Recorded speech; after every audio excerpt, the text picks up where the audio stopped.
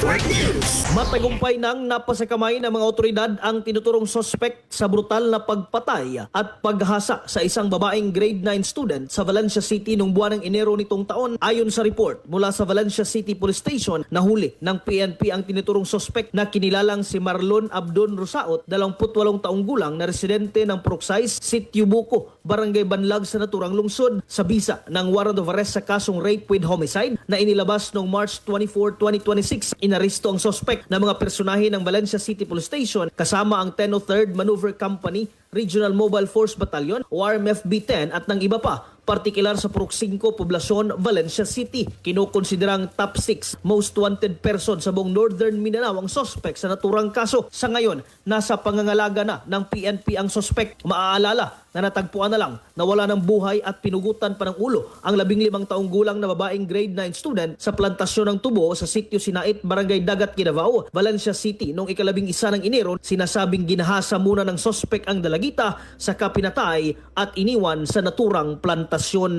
Kasama mo sa RMN DX MV Malaybalay at ng 95.3 IFM News Bukidnon Matik, Radyoman Mark Mikabalo.